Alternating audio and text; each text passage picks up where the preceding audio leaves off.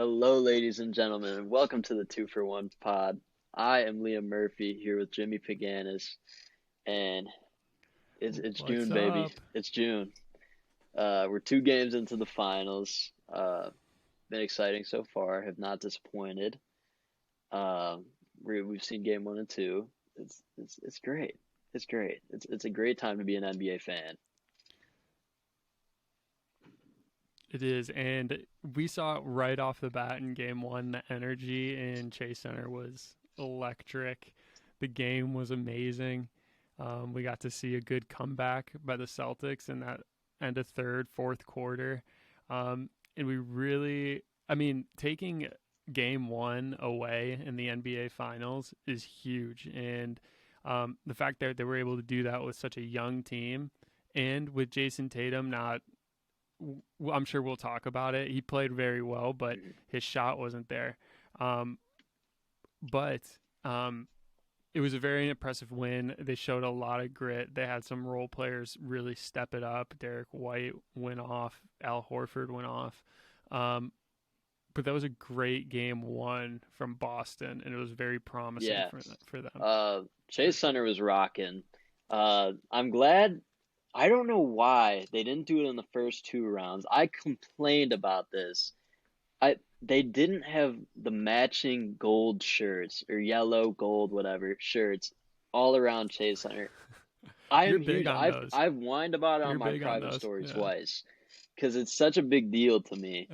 They didn't have those till the conference finals, and I just feel like it brings a playoff atmosphere when the fans are wearing those. So the Chase Center is rocking, nice new arena. Those Bay Area fans, they're passionate, and like you said, the Celtics are there's their superstars are young, and they went in there and got the win against a pretty hostile, tough environment against a more experienced team, and it was super impressive.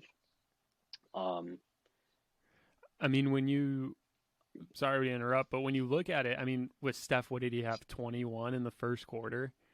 I and it mean, was a close for game after the for first Steph quarter. Curry, it was. That's what I'm saying. Steph Curry, I talked about it a couple episodes ago. He scores in bunches, right? He has those spurts where he can just light it up, and he did right off the bat. He lit it up, 21 points. But the key is for the Celtic. The Celtics knew, okay, he's hot, right? We got to do whatever we can to shut everyone else down, right? Clay had a rough game. Wiggins didn't play like shoot the greatest in the first quarter. Poole had a bad game. Um, Steph was on fire in that first quarter, but the Celtics, man, you see Steph Curry with 21 points, and you would expect the Warriors to be up 20 at the end of the first quarter, but they were. It was a close game. The Celtics never gave up, um, and even in that third quarter, I think um, they held Steph to like a couple points, maybe, and that was huge coming out of halftime. The Warriors are known for their electric third quarters, and we saw it actually in game two, what they can do in the third quarter. But in game one, Derek White's defense on Steph Curry was one of the best I've seen, and Marcus Smart was guarding him most of the game too. And just Derek White's ability to chase him everywhere through screens, just never lost sight of him, never wandered, never scrambled away from him, was just on him the whole game or the whole time that they were matched up. And Peyton Pritchard, in those minutes he played, he was bothering Steph. I don't know why, but he had success just chasing around. You saw it with Steph. Even go back to a couple years ago in the finals, like Matthew Dellavedova gave him like issues every now and then, just because he was just willing to just run and not stop, just keep up with Steph, right? Steph runs so much on the offensive end that the defender will just lose track of him. But Peyton Pritchard, Dellavedova, I Derek think White, supers I um, think they superstars didn't just care. don't like playing against small white point guards for some reason. LeBron and JJ Barea, but yeah, shout out to Pritch and Derek White and Marcus Smart for trying to their best to keep up with Steph, because Steph, it's hard to guard that man. He ended up with 34 total in that game, which still is a good game, but it's crazy how when you score 21 in the first quarter, you expect a larger performance than that, and I mean, shout out to the Celtics for the thing that I noticed about the Celtics is even if you go up 14-15 on the Celtics, you cannot count them out of the game. And that was the case in game one for sure. I mean, I believe they went down 15 at some point in the third quarter. They start the fourth quarter down 12 and come back and win Mm-hmm. by 12 points. I mean, these guys are relentless. They put their foot on the gas pedal. At least this was the case in the first game. We'll get to game two, but we're talking about game one right now. Yeah. That was the case in game one, and they're also a large case for I believe you sent me some very intelligent basketball text, Jimmy. One text that stood out to me was you saying that 20 is the new 10, or 20 isn't a lot of points to be down as much points to be down as it once was. And the Celtics are one of those teams that prove that. They keep their foot on the gas even when they're down. They play hard. They play together, and that's what they did in game one in order to come back. Yeah. I mean, if you go back just a couple years ago, 20 points, you're down 20, right? It's kind of game, right? You get down, teams get down, teams fall even farther behind, right? But now 20 with the way the three ball is being shot is it's like And 12 the points, speed the right? game It's just moves. if you hit a The couple game moves threes, fast. yeah, you're getting more possessions. I mean, you hit a couple threes, you're right back in it, right? You hit three threes, then that leads down to 11. That leads nothing, right? So it's I don't know. 20 is like not safe. I don't think anymore. Yeah, you're 30, safe. You're 30 is pretty different. safe at 30. 30 is different. Although the Bulls scared me a couple times But this year. I 20, think against OKC, we were up 28 and they end up winning by one. I'm like, guys, I can't handle this stress. no, yeah, but the way the game is played right now, 20 is not. It's not the end of the game. 20 is not the end of the game, and we saw this in previous rounds. We saw this with the Grizzlies. We saw this with the Mavericks, the Warriors. I mean, those were two Warriors series. But even with the Boston Celtics last series, the Heat had some games where they were up, and then Hmm. the Celtics came back, and the Heat won Hmm. by a couple, right?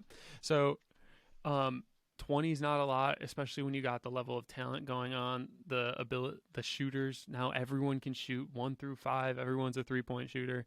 Um, 20 is not a lot.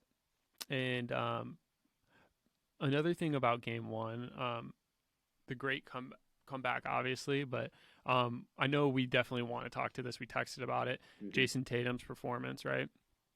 Not an ideal shooting performance. And if you really don't watch basketball or just started watching basketball or are a casual, I you'd think think he didn't I play think well. myself But a that couple of was, years ago would have, or like 5 years ago would have been, that was garbage game one from Tatum.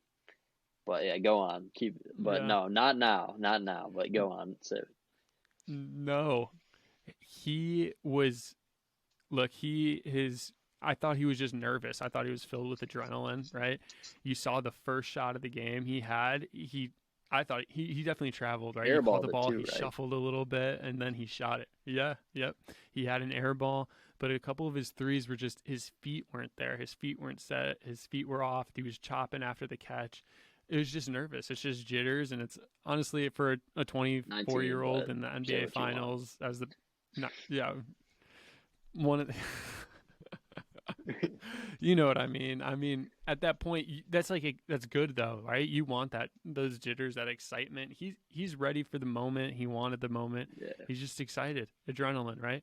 But the way he performed, the way he played, while being nervous and not having his full offensive game, there with shooting. I mean, his playmaking in that game one was Yeah. elite. He was able to see the court at all times. He was manipulating the game. He still draws attention because he's Jason Tatum and he has that skill set to shoot and score. But man, the way he was seeing the court, his passing he was making, even he had some key defensive stops. I think he had like a missed shot and then just stole it right back, got an assist, right? Um, the way he handled himself and was able to realize he may have not been uh, Yeah. on fire, like scoring wise, and realize that and be like, okay, how else can I impact the game? And without You don't him win. doing Yeah, that, no it's way they it's. win I that mean, it's game. beyond the Yeah. assist numbers. Part of being a superstar and maturing as a basketball player is knowing to trust your teammate and to know when you're not feeling it. And it's great to see that that maturation in Tatum's game. I mean, a couple of years ago, there's no way a young Tatum would have tried to develop like try and trust his teammates as much as he has, has shown lately. And we're just pretty much piggybacking off what we said 2 weeks ago, and it's great to see Tatum be grow into a playmaker and set up his teammates. And it's more than the assists. I'm sure he created opportunities for even more shots that just didn't go in, but to be a shot creator and playmaker is huge. It's huge. Well, we're piggybacking off of it Exactly. because he We just have to continues keep to get repeating better it. at Why it not? I every mean, game. Yeah, it's like what we said last week yeah. wasn't even enough credit, right? He's playing so well, and another person we can't forget to bring up is Jaylen Brown. I feel like game one He's especially. great. Oh my, he every time they needed a bucket, he was the guy who got it because Jason Tatum wasn't there. So to have that as the Celtics, to have two guys, if Jason Tatum's not on, you can give the ball to Jaylen Brown and say go to work. I mean, and he is not afraid, right? He could be a little sloppy, he can be a little overexcited, over anxious and stuff, but he is not afraid. He's gonna shoot, he's gonna attack, and he made big plays in game one.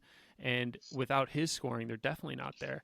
But the thing, Bill Simmons said this. He was at game one, and he noticed that um, Jason Tatum kind of brushed off Jaylen Brown and took a contested shot, missed. He said Jaylen Brown and him just made eye contact. Right? They just looked at each other, and Jason Tatum like nodded his head and like said, "My bad."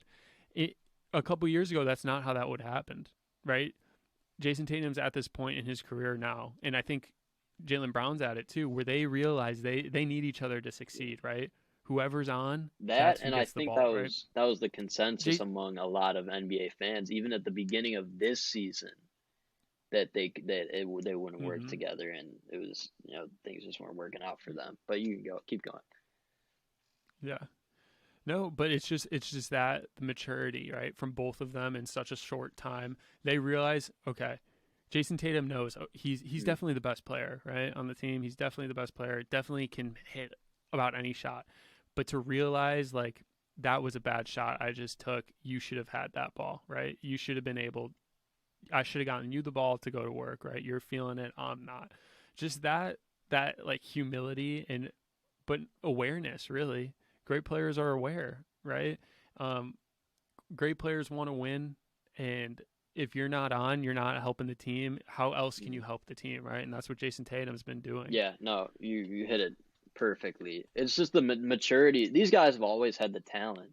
It's the maturity with these guys, and that's been huge for them. Also, we cannot forget to mention Mr. Al Horford in game one.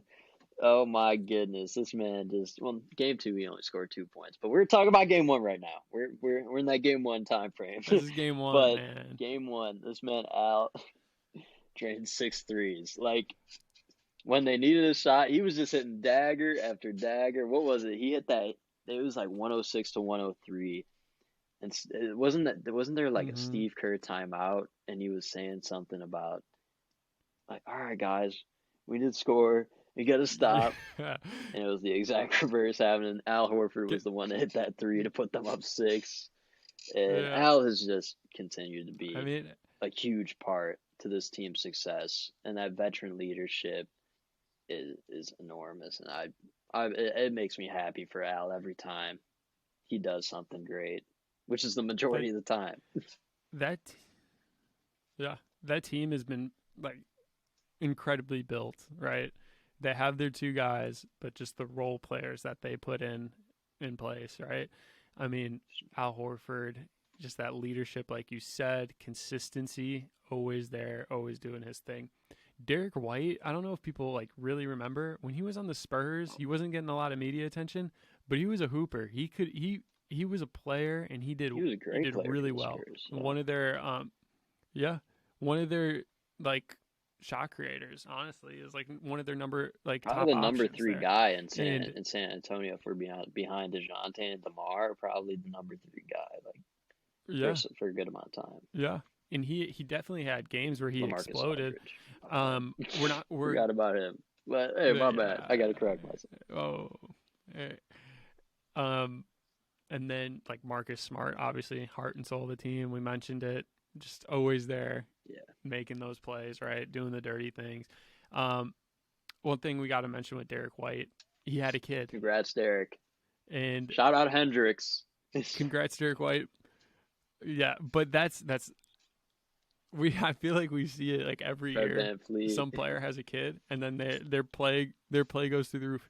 Fred VanVleet was averaging like 4 points a game in the playoffs. Had a kid like up to 16 points. It was like something absurd like that. Derek White was averaging like 8. He's like up to 14 now, and then he had like 25, 26 in game 1, something like that.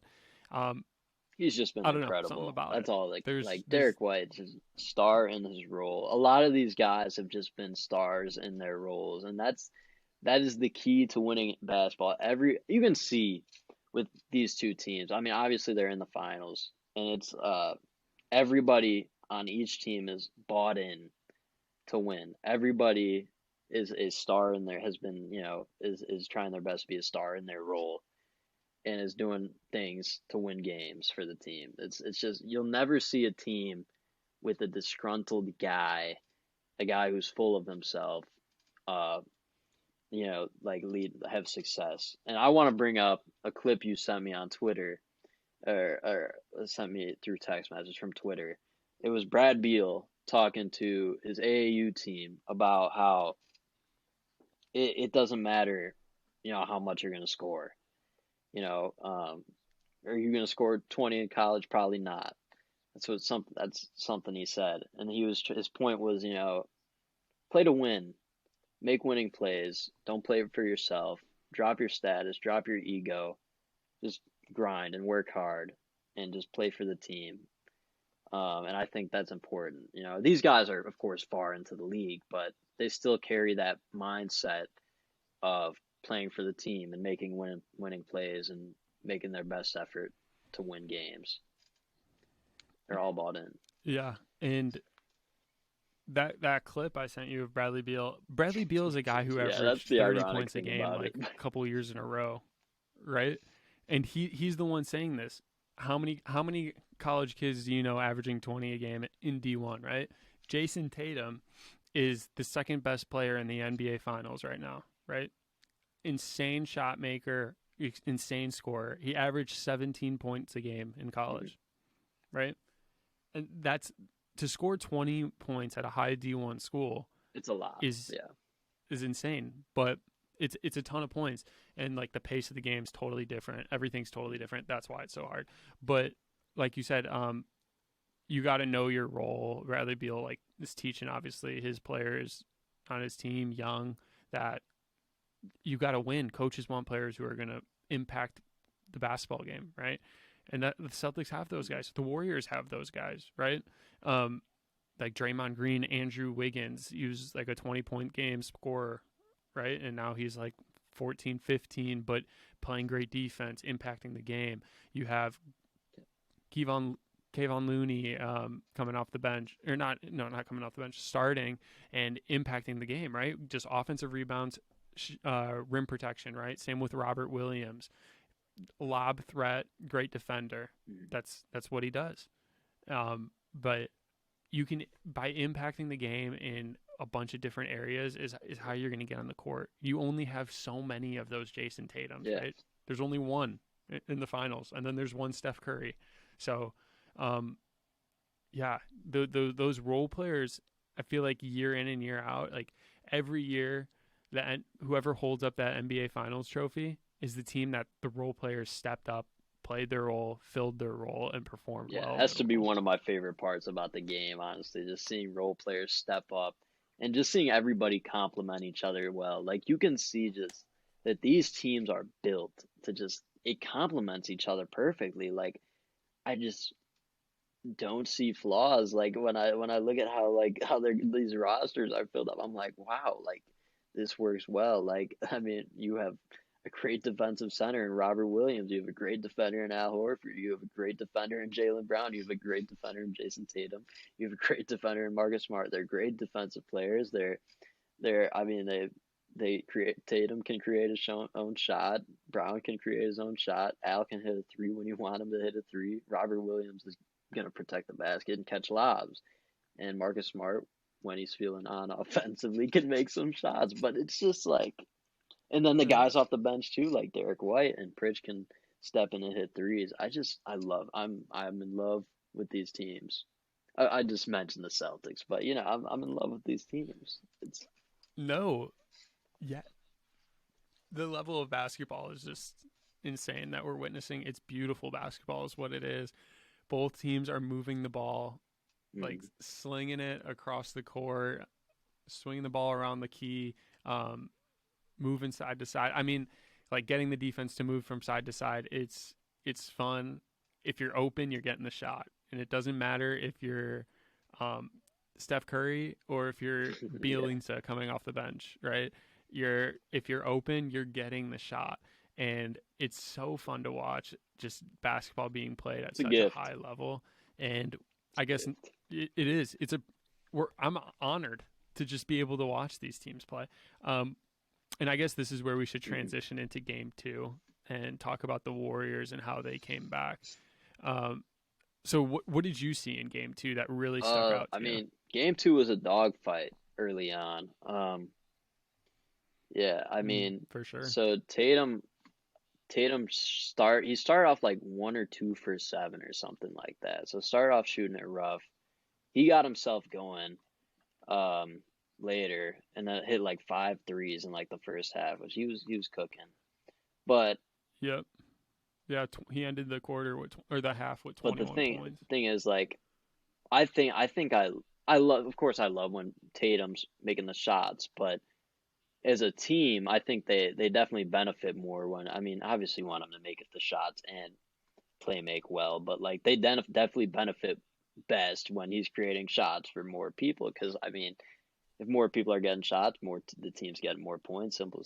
I mean basketball is a simple game. Team that scores the most points wins. I mean that's how it works. But yeah, it was a chippy game definitely early on. Uh, really much it was a dogfight up until like the third quarter. Warriors just exploded, as you said, in the third, and that's what they do in third quarters. And then it was similar to game one. It was just, or excuse, yeah, game one. They just never looked back after that. They kept their foot on the gas, and I'm proud of them Yeah. for that. It's definitely a great correction. I'm sure Steve Kerr stressed that they could have won that game one, and could be up 2-0 Yeah. right now if they didn't leave their foot off the gas. So it's good that they got this game too. They needed it. They really did. To go down 0-2 and lose both home games would have been so bad, right? Now at least if they just got to take one, right? One of the next two and then they're back in it. But like you said, the first half of the Celtics was good, right? I mean, they shot 53% from 3. Um, but here's the crazy thing, and I think it shows how well the Warriors played defense in game 2. How well their defense was, because at the end of the first half, the Warriors were 38%, or the Celtics were 38% from the field, right? But I just told you they were 53% from the 3-point line. So their 2-point So low, percentage was and they turned the awful, ball over a right? lot. At one point, a lot. At one point, their 2-point percentage was like 28%. Um, and it is just bad, but that's like how that 11 turnovers in the first half, but that's just how good the Warriors were playing defense. One of the biggest things I noticed, Al Horford had a big game, right? But right off the gate, Al Horford gets the ball at the top of the key a lot and just like swings the ball over and Last starts an night he, action. yeah, And last in night game he one, didn't do as much, but He only had 2 points last night, but still, like Al's impact is more defensive. But yeah. But just Yeah. he Oh yeah. initiates a lot of it, right? Just like off a handoff and stuff. But in game one, they gave him a lot of space to initiate, right? They were sagging off him at the top of the key. But in game two, right off the bat, like the first possession, I think I noticed it, is he caught the ball at the top of the key just to start the action, and Draymond was Yeah. in him, right? Draymond had that strip, Hmm. right? Or he created the jump ball right off the bat. And that was a big emphasis for them, was to push up on Al Horford, make him feel a little uncomfortable. And I think it really showed. So they shot, I said 53 from three, 38 from the field in the first half. Um, at the end of the game, they shot 40% from three and still 37.5% from the field. So their defense was the Warriors' defense was there from start to finish. In the first half, they were making more shots. Jason Tatum hit some incredible shots, right? So what are you going to do? But they continued with it, stayed with it, and they played really well. The Warriors did. Celtics were in it, and that's the one thing. Celtics were in it until the third, and that's the one thing if you're a Celtics fan where you've got to be like very optimistic, because when things go bad, it's almost like, wait, but they're still hanging in there, right? They're only in the first half, they're not shooting well from the field, but they're still in it. Obviously, the third quarter came and the Warriors went Yeah. bananas. Um, but I mean, it was their defense, I think, was Definitely. by far the key. Obviously, Poole got going in the second half, but that was more when they were up, I thought, and then Poole started to hit some shots. But um, like Clay had 2 points in the first He half, right? So Yeah, nothing really he's special. struggled. He struggled last night. KOT4Q or Kenny in the fourth quarter pointed out that Clay took some bad shots last night, and like years back, we would say like Clay, we'd be cool with Clay taking those types of shots, but right now, the form Clay is at right now, um, there are some shots that aren't just they're just not great shots for him right now. Sadly, it's sad to Yeah, watch. it is. It is sad because you're. I just feel every shot you're like waiting. You're just like, is it going to be now? He's going to go off, right? Is he going to start feeling it now? But it is sad. I think one guy who actually didn't play a ton but made a huge difference. It was Gary Payton the I'm so second's glad they have him back. first game back. Yeah, and it was his first game back, and I thought he really made an impact. Right, he his energy and intensity on the defensive end is there all the time. Right, he is a problem. He's a pest on Yeah, defense. It's like a Marcus Smart type guy with more athleticism. And then he hit that corner three, and I think that was just the thing he needed. Right, elbow injury on his shooting arm. that made him He feel hit that good. three, and We I think it we was like, saw early okay, on he went yeah, up and he went up a very similar way to when he went up against I think against Dylan Brooks, and he was a little timid yeah, in his motion while going up, but it's good. It's yeah, good to see him back out on the court. Really, I'm happy they have him back because he is one of those guys that whenever he shows up on the court, it's fun because he's a hound defensively. He's a dog. He spent years in the G League and he's hungry for the moment. And I love GP2. I'm a huge GP2 for sure. guy. Um, Yeah, and you brought up something I did not know last night. You gotta tell it. It's something I did not know, and when you told me, I had to like yeah. double check to like So see if that was right. Gary Payton actually we know Gary Payton the second has a brother named Gary Payton Jr. And somebody I tweeted it's It's crazy. wild. When I saw it I laughed. I'm like only Gary Payton would name two sons after himself. Two kids after But him. yeah, so I looked it up and somebody replied. I tweeted it. Like it's funny, so why not tweet it? Uh, Somebody replied, and the story was Gary got two women pregnant at the same time. He's like, all right, well, I want to name both these kids Gary. So one was Gary Jr., one was Gary the second, and I just could not get it. I Crazy. got a really good laugh over that when I saw it. It is something that Gary Payton, Right? like if you just I thought of think Gary Gary would Payton, do like that not even if he surprised got about. one woman pregnant. Yo. Uh, jeez. But anyway, so back to game two. Um, it was a fun game, and like we said, right off the third quarter, Warriors came out and they did not look back. Steph was full pedal to the metal, and then Poole got it going, It and was over. it was just, it was over. It was a great way of putting it. It was over. Um, We saw Ayers. We saw Aaron there Neesmith. I was mean, I know Aaron Neesmith's gotten good minutes, but we saw Aaron Neesmith then entering the fourth, and I'm like, yeah, you may wait that white flag. And then we saw Luke Cornett get in, and I'm like, yeah, this game's over. It's wraps. yeah, yeah, yeah. Um, before we stop talking about game two, um, let's talk Yes, about we Draymond. shall talk about. Um, so I kind of want to hear your take on the way he's playing. There's some controversy over what Steve Javi said. Um, just give me your Yes, opinion on this, I and will. then I'll share my So, thoughts. there's a lot of controversy with Draymond's play, as in playing a little rough. Um, yeah, I see that. It's stupid at times. You shouldn't be, but like he plays stupid rough, and also is just being stupid in this stage. I mean, the team needs you, bro. They struggle without Draymond makes the team significantly better with his defense and setting up Steph and other teammates. He's a great player. So they need him and he needs to use his head. But Draymond got one tech super early on, and later on, Draymond got tangled up with Jaylen Brown. And the officials went to review it. ESPN checked in with Steve Javi and asked Steve. They're like, Steve, what do you think? What is this? Is it in consideration that Dre already has one tech? And he said, yes, I would.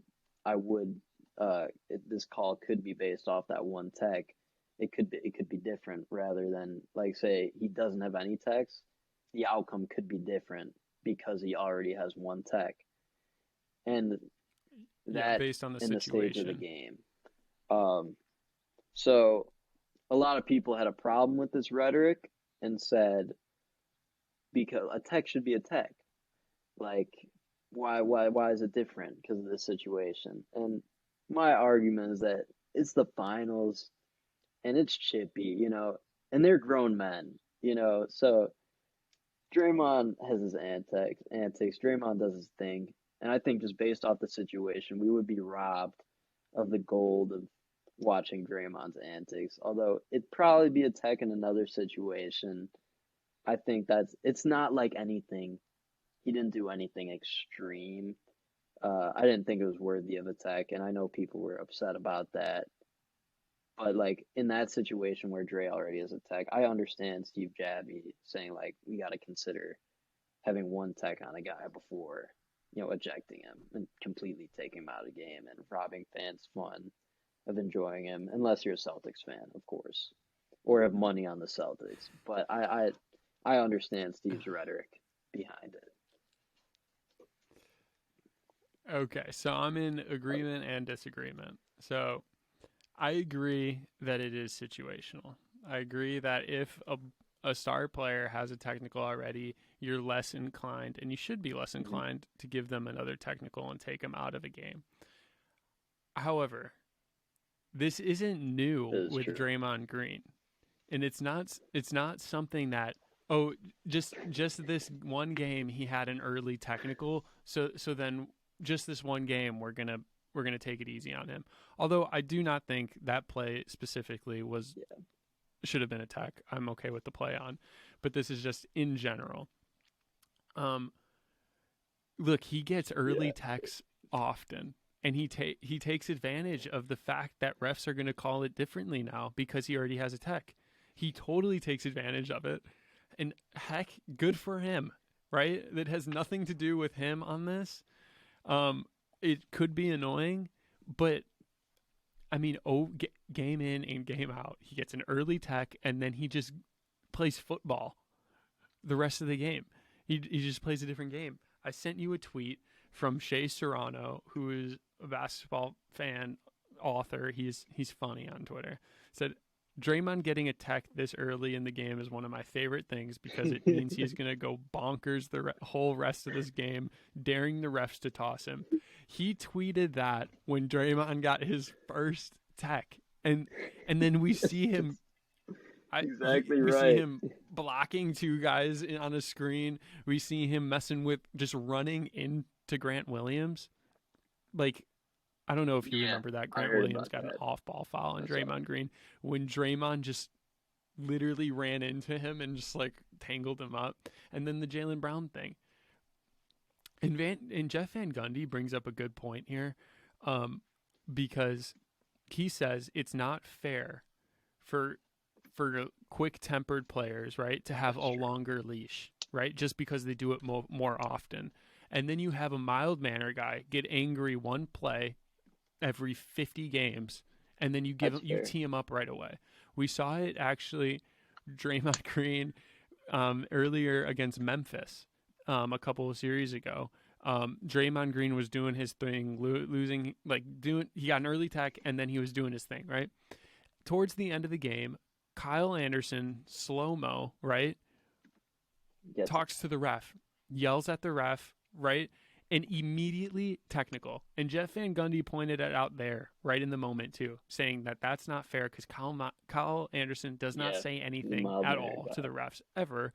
And then the one time he does, it's an immediate tech. But yet Draymond can cuss the ref out every possession and then continue to do so without any repercussions. Which, once again, I don't care about what actually happens. I'm just saying it.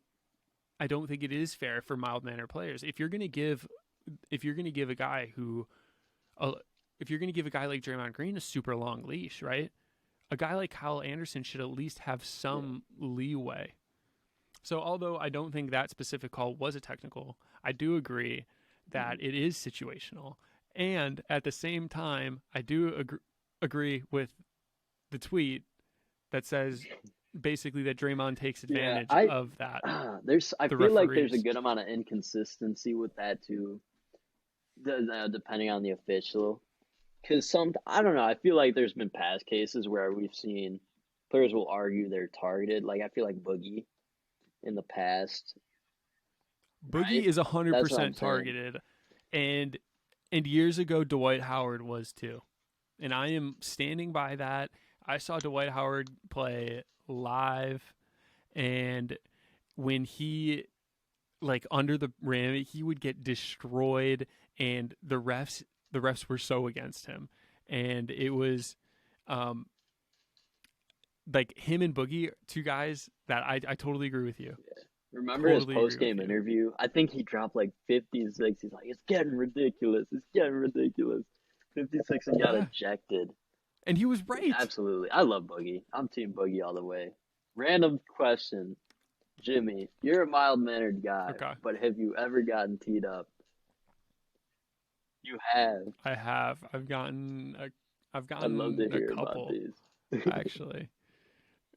Yeah. I mean, one was in like middle school, and it was just like chippy. I didn't do anything to a ref. Another time I can only think of three. Another time was in high school.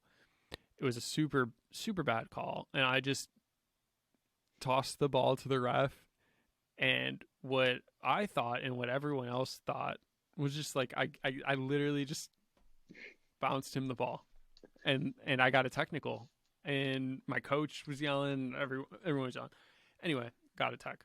And then the last one was in like summer league, and it was a team and a guy that was just talking the whole time, and we were just talking. I played well that game and hit a couple shots and talked back, and then he was on the bench, so I looked at the bench, and I got a tech. He got a tech from the bench.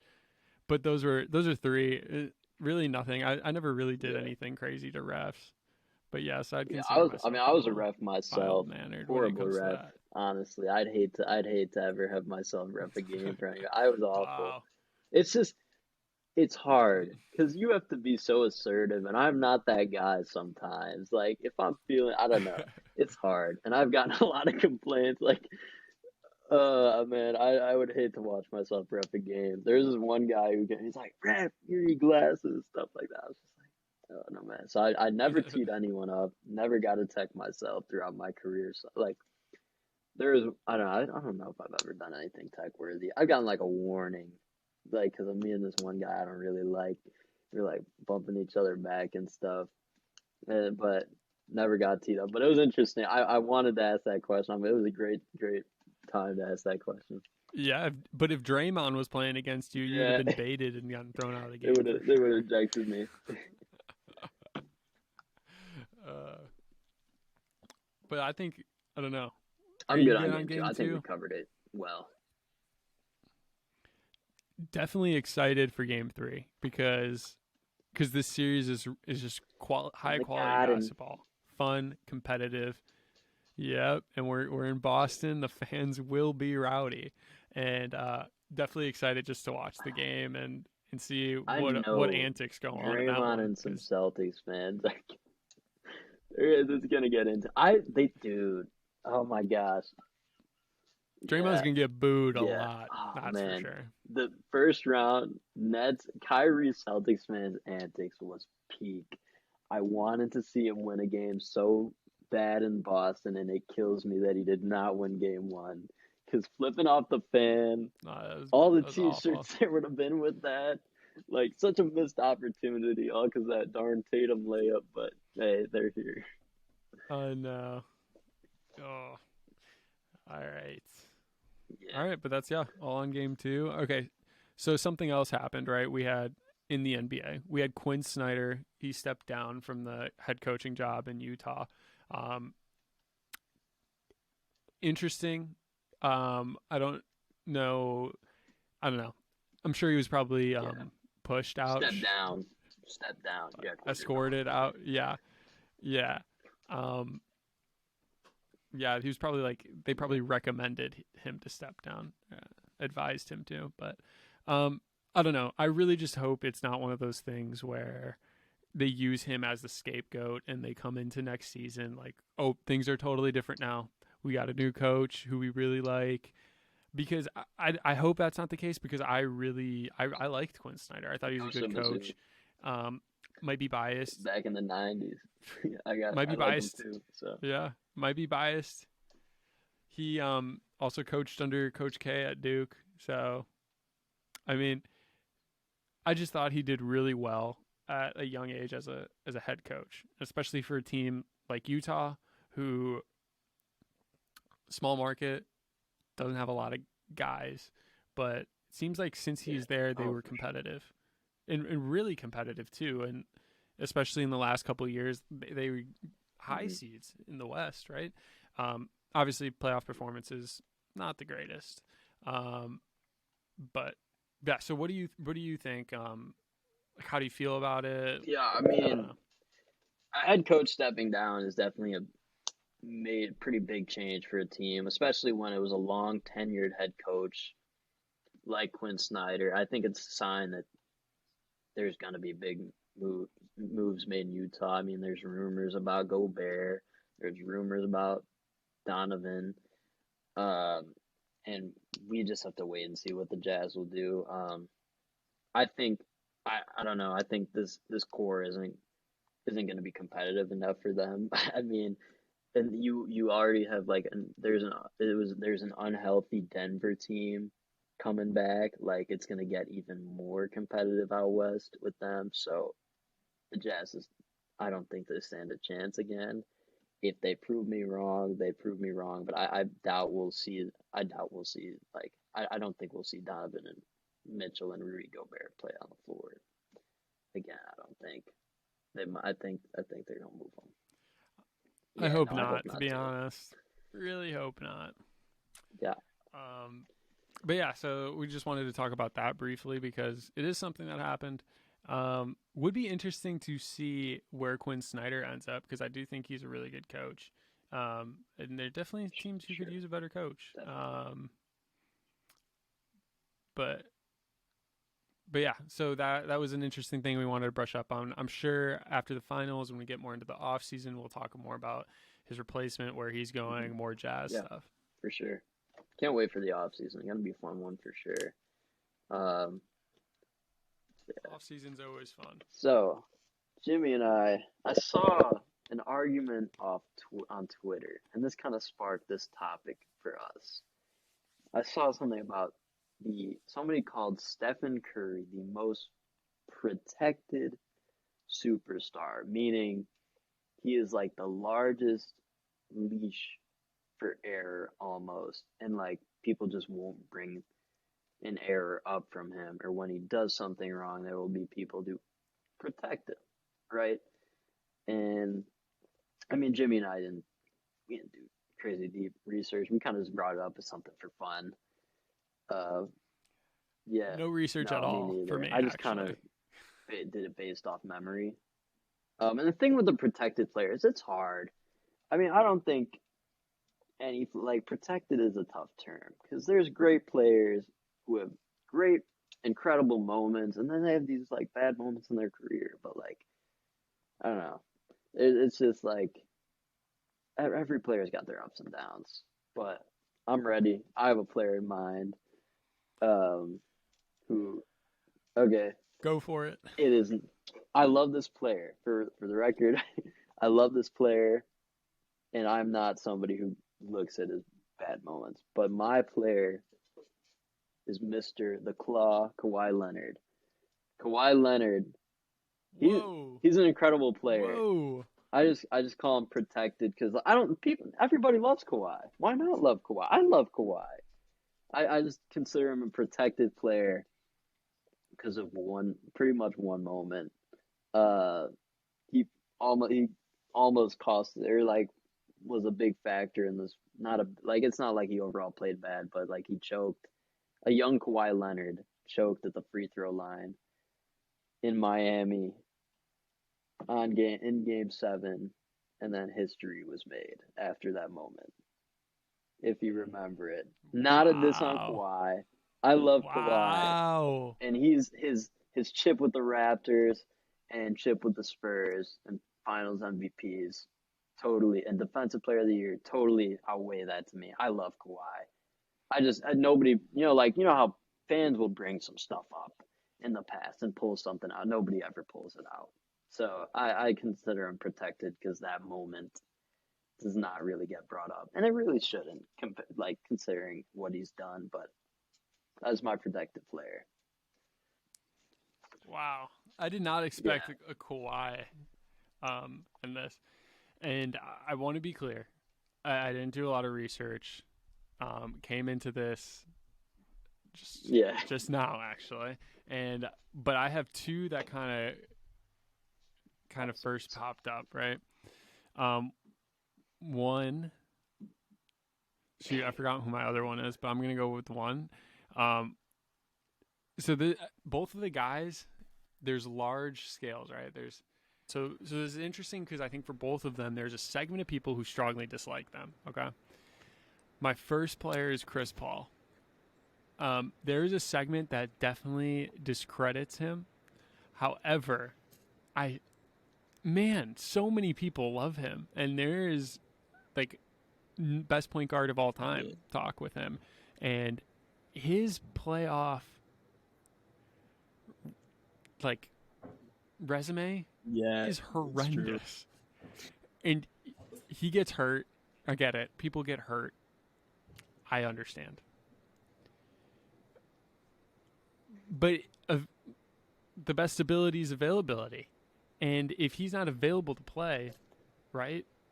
I mean, so many playoff series he should have won. With the Clippers, there's 2 at least. There's 3. They came against Houston. They Houston. lost from exactly, right?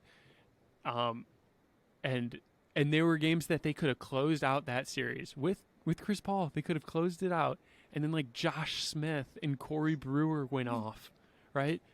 Um. Anyway, this last playoffs, right? He Stinkers. did.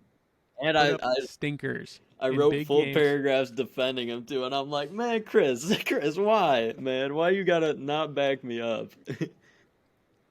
He put He up did. stinkers. He did. And so for that reason, the amount of love he gets, the MVP talk he gets, um, I think that makes him protected. My other guy, I don't know if this is controversial or not. My other protected superstar is Okay, Joel Embiid, let's hear it. and here's why. Great player, great player, but it seems like he has done no wrong in his whole career because of Ben Simmons being there and getting all the blame. It feels like if something went wrong, it was always on Ben Simmons, and nothing was ever thrown his way. Now I get it. I love Joel Embiid, and he's a very good player and played very well. But there are moments, right, where he could be at fault at times, settling for some step back jump shots, just doing things that maybe he could have performed better in bigger situations. And then even this last playoffs, right? They get eliminated early, right? Um, James Harden, right? Yeah. James Harden wasn't 100%. James Harden wasn't who he should have been. Not playing who he should have been. Tobias Harris isn't stepping up. We gave him all this Doc money. He's Rivers. not stepping up. And That's reasonable. Doc Rivers is an awful playoff coach, and he would be on my protected coaches just because he's always See, that's a list. That's a list always too. has it. We'll have to do that. Yeah. But I get it. My two names could be controversial, but a lot of blame is I think deflected from them. I Even think though any superstar name is controversial because like it. I mean, it's all about perspective on those guys because they have all great moments. But yeah. yeah, keep going. Yeah, no, I was just gonna say controversial, but a lot of blame deflected off those two for sure for multiple years. And I get it. Chris Paul has an amazing career. Joel Embiid has always been really good, and the last 2 years has been amazing, right? But I have not heard one bad thing about Joel Embiid. Yeah, no, Like the last I've 2 never years. heard any. The only downfall for Joel Embiid is like he keeps getting hurt, right? But he proved that. He stopped that. The last 2 years he's played very well. But whenever he's on the court, No, I've never heard a neither. bad thing, it feels It'll like. be- And that's the only reason why he's on my protected list. I think he's an amazing player. But every superstar has Exactly. bad things said about him. And I haven't heard. I feel like I haven't never. heard any I about don't Joel. know of a Joel Embiid hater. Do you have an all-time protected player? Oh, I feel like this is all-time. hard. Could do no wrong. Do you have one? Maybe I can keep Not thinking exactly while you in go. mind. Ah, My other current player, I love him to death, and he's in my top 5 favorite players for sure. Giannis doesn't get slack for that, losing in 5. But again, he's proved himself. That's what I'm saying. These are all great players. It is nothing against them. That it's just like he never really got any. Well, he did get some hate for it. Giannis gets a lot of hate. Like people are runs and drops to the basket, so he gets a lot of hate. He's not that perfect. Again, it's all about perspective with these guys. Really, like they have their haters and their lovers. I think you were right on the head with Embiid. I think that was you could not answer better. I think Kawhi was well, Kawhi thank was you, a pretty good sir. answer. Thank you. Kawhi was good. Kawhi was good. Yeah. Controversial for sure because he Yeah. only had one thing to point to when he was like 18.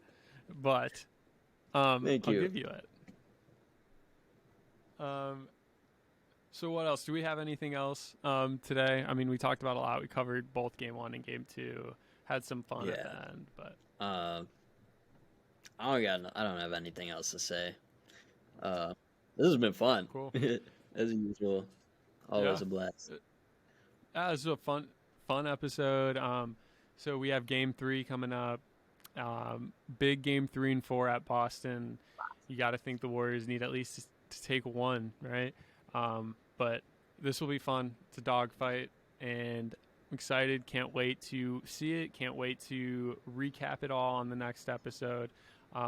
Once again, we appreciate all you guys. We ask that you continue to follow us on all our social media, Instagram, Twitter, TikTok.